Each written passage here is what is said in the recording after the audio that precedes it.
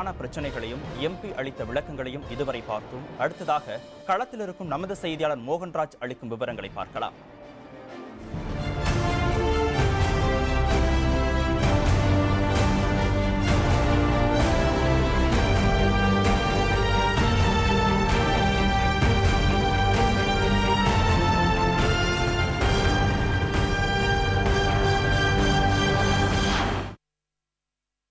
நாமக்கல் மக்களவை தொகுதி முழுவதும் கள ஆய்வு செய்திருக்கிற நமது செய்தியாளர் மோகன்ராஜ் நம்மோடு இணைந்திருக்கிறார். கூடுதல் விவரங்களை அவரிடம் கேட்டறியலாம். மோகன்ராஜ், நாமக்கல் மக்களவை தொகுதி முழுவதும் பயணம் செய்து பல முக்கிய பிரச்சனைகளை முன்வைத்திருக்கிறீர்கள்.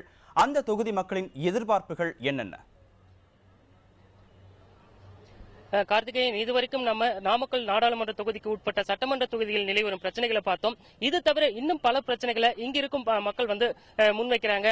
இது பத்தி இங்க இருக்க நாமக்கல் நாடாளுமன்ற தொகுதிக்கு உட்பட்ட பிரமுகர்கள்ட்டே பேசுவோம். முதலாவதாக நம்ம சந்திரசேகர் பேசுறாரு. ஐயா, இங்க இருக்க பிரச்சனைகள்ல முக்கியமான பிரச்சனையா நீங்க என்ன பாக்குறீங்க?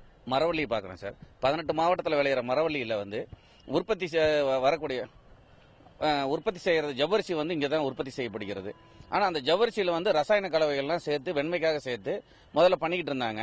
இப்ப மக்காச்சோள மாவும் கலந்து செய்யறதுனால அந்த விலை குறைவா இருக்கிற மக்காச்சோள மாவை வாங்கி ஜவ்வரிசியில கலந்து உற்பத்தி செய்யறதுனால விவசாயிகளுக்கு விலை கிடைக்கிறது இல்ல. நுகர்வோர் இது சாப்பிட்றதுனால அவங்களுக்கு அந்த தன்மை, அந்த ருசி தன்மை மாறி போச்சு. அதனால மத்திய உணவு பாதுகாப்பு மற்றும் அதிகாரிகள் சரியான நடவடிக்கை எடுத்தாதான் இதுக்கு தீர்வு காண முடியும். அவங்க ஒரு சில அதிகாரிகள் நடவடிக்கை எடுக்கிறவங்களுக்கு பாதுகாப்பு இல்லாம இருக்குது. அதனால மத்திய சுகாதார உணவு பாதுகாப்பு அமைச்சகம் சரியான நடவடிக்கை எடுத்தாதான் இந்த மரவள்ளி தொழிலை காப்பாற்ற முடியும். 1915 இருந்து இப்ப வரைக்கும் அந்த தொழில் சிறப்பா இருந்தது.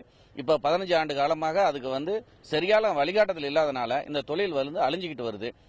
ஆந்திராவில் இந்த தொழில் சிறப்பா இருந்தது. ஆந்திராவில் கலப்படம் செஞ்சதுனால அந்த தொழில் அங்க அழிஞ்சு 40 சேகோ ஆலைகள் மூடப்பட்டு அங்க இருக்கிற மரவள்ளி கிழங்கு இப்ப தமிழ்நாட்டுக்கு வந்துகிட்டு இருக்குது. அதனால இந்த நிலைமையை மாறணும். அடுத்ததாக கணேசன், நீங்க சொல்லுங்க, இந்த பகுதியில என்ன மாதிரியான பிரச்சனைகளை நீங்க சந்திக்கிறீங்க? தமிழ்நாட்டிலேயே முன்னோடி கல்வி மாவட்டமாக திகழக்கூடிய நாமக்கல்ல மத்திய அரசின் பங்களிப்பா ஒரு மருத்துவ கல்லூரியோ அல்லது உயர் தொழில்நுட்ப கல்லூரியோ இல்லைங்கிறது ஒரு பெரிய வருத்தத்துக்குரிய விஷயம். அதே போலவே இங்குள்ள மாணவர்களுடைய உயர்தர கல்வியை மேம்படுத்த மத்திய அரசினுடைய மாதிரி பள்ளிகள் இங்கே கொண்டு வருவதாக சொல்லி பல ஆண்டுகளாக பல வரக்கூடிய பாராளுமன்ற உறுப்பினர்கள் வாக்குறுதிகள் வழங்குகிறார்களே தவிர இன்னும் அந்த மாதிரி பள்ளி, மத்திய அரசின் மாதிரி பள்ளி இந்த நாமக்கல் பாராளுமன்ற தொகுதிக்கு உட்பட்ட 6 சட்டமன்ற தொகுதிக்கும் ஒன்று கூட இல்லைங்கிறது மிகப்பெரிய வருத்தத்துக்குரிய ஒரு வரும் பாராளுமன்ற உறுப்பினர் இந்த மருத்துவக் கல்லூரியும் மாதிரி பள்ளிகளையும் கொண்டு வந்து முயற்சி எடுத்து கல்வித்துறை மேம்பட உதவி செய்யுமாறு கேட்டுக்கொள்கிறோம். கணேசனை தொடர்ந்து நடேசன், நீங்க சொல்லுங்க, இந்த பகுதியில் வேற என்ன மாதிரியான பிரச்சனைகள் நீங்க பாக்குறீங்க? இந்த பகுதியில அடிப்படையான பிரச்சனையான விவசாயத்துக்கு பயன்படக்கூடிய பகுதி எல்லாமே குடிநீர் சாயக்கழிவுனாலும் சாக்கடை கழிவு மற்ற பகுதியினால பாதிக்கப்பட்டிருக்கு. இங்க அதிகப்படியான சாயப்பட்டறைகள் சுத்திகரிப்பு இல்லாமையே கழிவு நீரை வெளியேற்றாங்க. இது அங்க அந்தந்த பகுதியில் இருக்க நகராட்சி, ஊராட்சி ஒன்றியத்தில இருந்து வெளியேற்றப்பட்டு அந்த சாக்கடை வழியாக காவிரி ஆற்றில் கலக்கிறதுனால குடிநீர் ஆதாரம் முற்றிலுமே பாதிக்கப்படுது. மக்களுடைய அடிப்படை நீர் ஆதாரம் இல்லாம மக்கள் வாழ்வதே ரொம்ப கடினம். இதுக்காக எந்த முயற்சி இதுவரை எடுத்ததா இல்ல. இது சம்பந்தமா மாசு கட்டுப்பாட்டு வாரிய அலுவலரும் இது சம்பந்தமா எந்த ஒரு நடவடிக்கையிலும் ஈடுபடல. நாங்க பல முறை இது மனு கொடுத்தோம். இந்த நீர் ஆதாரத்தை காப்பாற்றாதனால இந்த மக்களுடைய முன்னேற்றம் பெரிதும் பாதிக்கும். மக்களுடைய குடிநீர் ஆதாரமும் விவசாயமும் ரொம்ப பாதிக்கப்பட்டிருக்கு. கார்த்திகேயன், இப்ப பாத்திருப்பீங்க, இந்த பகுதியில் ஜவ்வரிசியில் கலப்படம், மருத்துவக் கல்லூரி தேவை, இது தவிர நிலத்தடி நீர் மாசுபடுதல் உள்ளிட்ட பல பிரச்சனைகளை சொன்னாங்க. இது தவிர முதல் வாக்காளர்கள் இந்த பகுதியை, அதாவது நாடாளுமன்ற தொகுதியை சேர்ந்த நாமக்கல் நாடாளுமன்ற தொகுதியை சேர்ந்த முதல் வாக்காளர்கள் என்ன சொல்லுவாங்கன்னு கேட்போம். இது தொடர்பா பூரணி நம்மளோட இருக்காங்க. பூரணி, நீங்க சொல்லுங்க, முதல் வாக்காளர் நீங்க இப்ப வாக்களிப்பதை பத்தி நீங்க என்ன நினைக்கிறீங்க? உங்களுக்கு வரக்கூடிய நாடாளுமன்ற உறுப்பினர் எப்படிப்பட்டவரா இருக்குன்னு நீங்க நினைக்கிறீங்க? முதல் டைம் வாக்களிக்கிறதுனால ரொம்ப சந்தோஷமா இருக்கு. எங்க தொகுதிக்கு வரப்போற எம்பி நல்ல ஒரு சேவை மனப்பான்மையோட இருக்கணும்னு எதிர்பார்க்கிறோம். அவங்களோட வார்த்தையை, அவங்களோட கொள்கைகளை வார்த்தையால மட்டும் தெரிவிக்காம செயல்லையும் காமிக்கணும்னு நினைக்கிறோம். எங்களோட மக்களோட கொள்கைகளை தெரிஞ்சுக்கிட்டு பார்லிமெண்ட்ல பேசி அதுக்கு ஒரு தீர்வு கண்டுபிடிக்கிறவரா இருக்கணும். அவங்க தலைமைக்கு கட்டுப்பட்டு நடக்காம எங்க தேவைகளையும் புரிஞ்சுக்கிட்டு நடந்துக்கணும்னு நினைக்கிறோம்.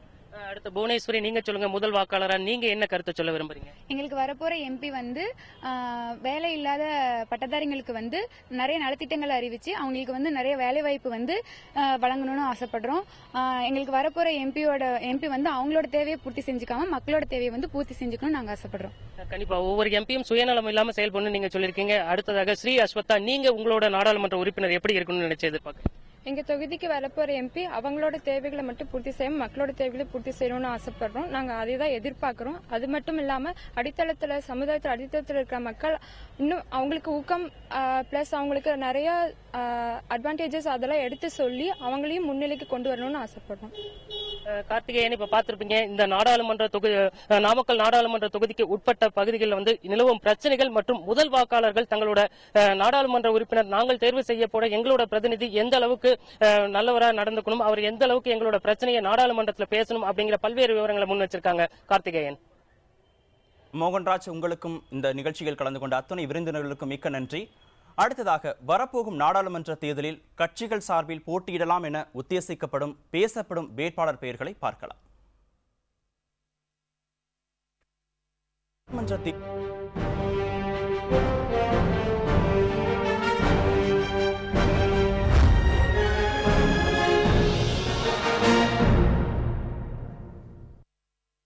நாடாளுமன்ற தேர்தல் நெருங்கிக் கொண்டிருக்கிறது. கட்சிகள் கூட்டணிகளுக்கான ஆயத்த பணிகளை செய்து கொண்டிருக்கின்றன. தமிழகத்தில் எதிர்பார்க்கப்படும் சில கூட்டணிகள் இன்னமும் உறுதியாகவில்லை. கட்சிகள் அங்குமிங்குமாக அலைபாய்ந்து கொண்டிருக்கின்றன. இந்த நிச்சயமற்ற சூழலில் பிற கட்சிகளை முந்திக் கொண்டு 40 நாடாளுமன்ற தொகுதிகளுக்கும் வேட்பாளர்களை அறிவித்துவிட்டது அதிமுக. இதனால் மிக விரைவாகவே தமிழகத்தில் மக்களவை தேர்தல் களம் சூடுபிடிக்க தொடங்கிவிட்டது. அதிமுகவை தொடர்ந்து பிற கட்சிகளின் வேட்பாளர்கள் பட்டியலும் விரைவில் வெளியாக தொடங்கும். இந்த நேரத்தில் தமிழகத்தின் 40 தொகுதிகளிலும் அரசியல் கட்சிகள் சார்பில் தேர்தலில் போட்டியிடக்கூடிய வேட்பாளர்கள் என்று தொண்டர்கள் மத்தியில் பேசப்படுவோர் யார் யார் என்பதை பரந்த பார்வையுடன் பட்டியலிடுகிறது புதிய தலைமுறை. இது மக்கள் மத்தியிலும் தொண்டர்கள் மத்தியிலும் ஆதரவு பெற்றவர்கள் என்ற தரவரிசை பட்டியல் அல்ல. இந்தந்த தொகுதிகளில் இவர்களது பெயர்கள் தொண்டர்களால் பரவலாக பேசப்படுகின்றன என்ற அடிப்படையிலான ஒரு முன்னோட்டம்தான் இந்த பட்டியல். முதலாவதாக நாம் இன்றைக்கு பார்க்க போகும் தொகுதி நீலகிரி. அதிமுக தனது வேட்பாளர்களை அறிவித்துவிட்டாலும் கூட இந்த தொகுதியில் அந்த கட்சியின் சார்பில் போட்டியிடுவார்கள் என்று எதிர்பார்க்கப்பட்ட பெயர்களையும் கொண்டுள்ளது இந்த பட்டியல். இது பேசப்பட்ட மற்றும் பேசப்படும் பெயர்கள் தானே தவிர இவர்கள்தான் வேட்பாளர்கள் ஆகலாம் என்கிற கணிப்பு அல்ல என்பதை மீண்டும் உங்களுக்கு நினைவூட்டுகிறோம். இனி நீலகிரி தொகுதியில் பேசப்படும் பெயர்களை பார்க்கலாம்.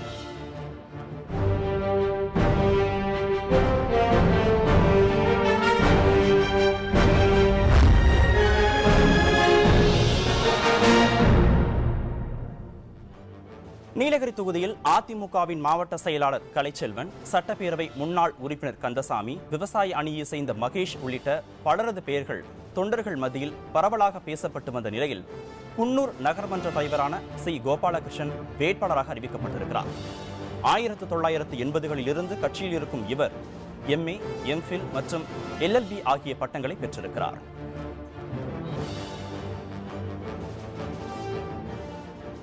அடுத்ததாக நீலகிரி தொகுதியில் திமுக சார்பில் மக்களவை தொகுதியில் போட்டியிடக்கூடும் என்று தொண்டர்கள் மத்தியில் பரவலாக பேசப்படும் பெயர்கள் இது.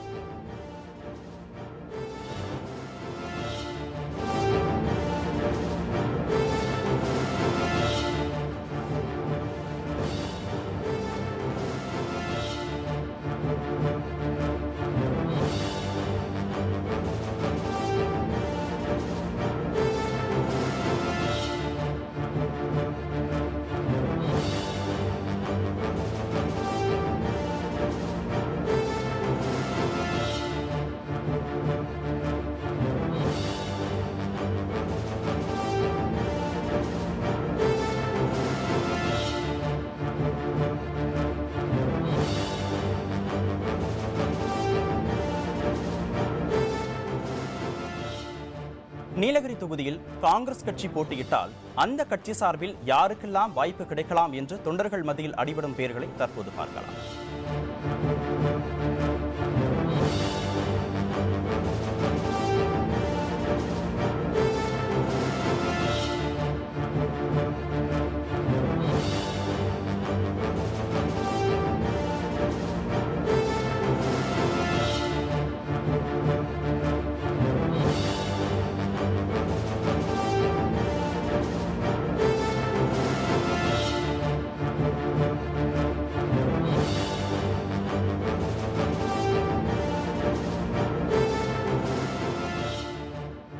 நேயர்களே, வர இருக்கும் நாடாளுமன்ற தேர்தலில் நீலகிரி தொகுதியில் வேட்பாளராக களமிறங்கக்கூடும் என்று தொண்டர்கள் மத்தியில் பரவலாக பேசப்படுவோரின் பெயர்களை பார்த்து வருகிறோம்.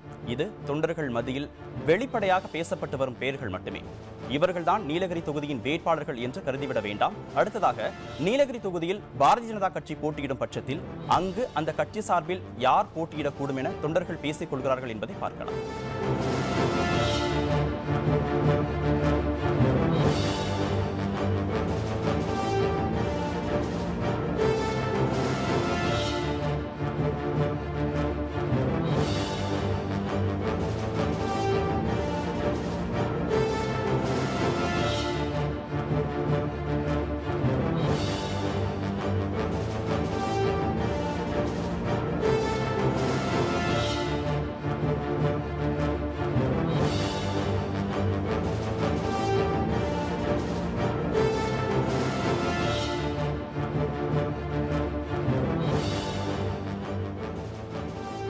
அடுத்ததாக, நீலகிரி தொகுதியில் விடுதலை சிறுத்தைகள் கட்சி போட்டியிட்டால் அந்த கட்சி சார்பில் யார் போட்டியிடக்கூடும் என்று தொண்டர்கள் மத்தியில் பேசப்படும் பெயர்களை பார்க்கலாம்.